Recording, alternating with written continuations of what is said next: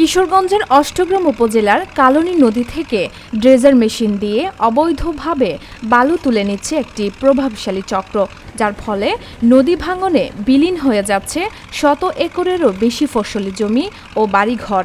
ইতিমধ্যে নদীর পাড় ভেঙে ১০০ একরেরও বেশি ফসলি জমি চলে গেছে নদীগর্ভে।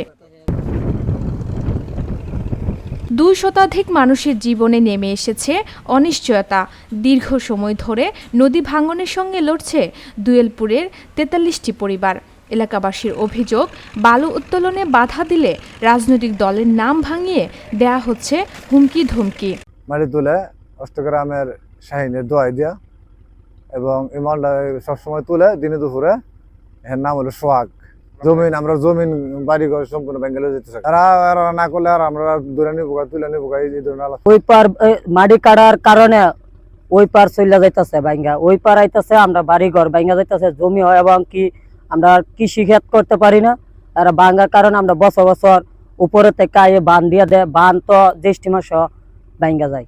আমরা তো বাড়িঘর ভাঙ্গা গেলে আমরা ধরতে গেলে এখন বাসুরা, বাড়িঘর যদি ভাঙ্গা যায় আমরা কই যাব, কই থাকবো। অষ্টগ্রাম উপজেলা বিএনপি নেতাদের প্রশ্রয়ে এই অবৈধ ব্যবসা চললেও প্রশাসনের নজরদারি খুব একটা নেই, দাবি স্থানীয়দের। বাড়ি ভাঙ্গা গেছে, রাস্তা ভাঙ্গা গেছে গা, 3বার বানছে, 3বার ভাঙ্গা গেছে গা, আর ঘর আছে 2-3টা ভাঙ্গা গেছে গা। আমরা যাওন গেল বানতুইটা আর কি করতাম, আমরা করে কোনো করতাম না, আমরা করে কোনো কষ্ট হতাম না। আমরা বাড়ি নাই, ঘর নাই, আমরা যাওন গেল দুই হিসা গেছে, রাস্তাঘাট সব বদ্ধ হয়ে গেছে গা। ওখানে যে বদ্ধ আছে আমরা এই চুল মুখেমবে বাস্তি করে এটা বন্ধ না করলে আমরা চলতে পারতাম না। ডেজারে মাটি না দিকে গোবরটা মাটিটা নামা জায়গা এই ডেজারে মাটি কাটার কারণে আমরা বাড়িঘর ভাঙা লাইতেছে।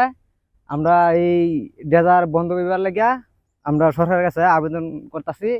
আর আমরা এই বাঙুনিটা যেটা বাংছে এটা যদি বস্তা দিয়া ওই বরট করে দিত আমরা থাকতাম, নাইলে আমরা অসহায় মানুষ আমরা জাউনগা লাগবো।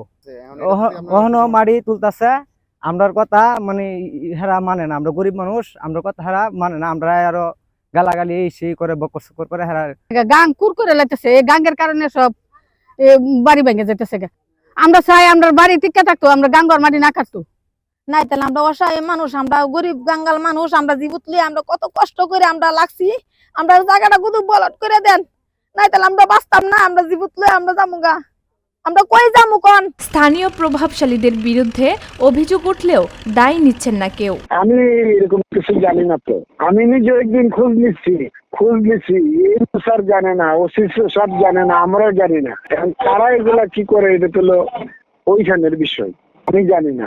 যে যার কে কার কি আমার বিষয়, কেডা সালা, এগুলো তো আমার দেখার বিষয় না। এগুলা প্রশাসন আছে, প্রশাসন।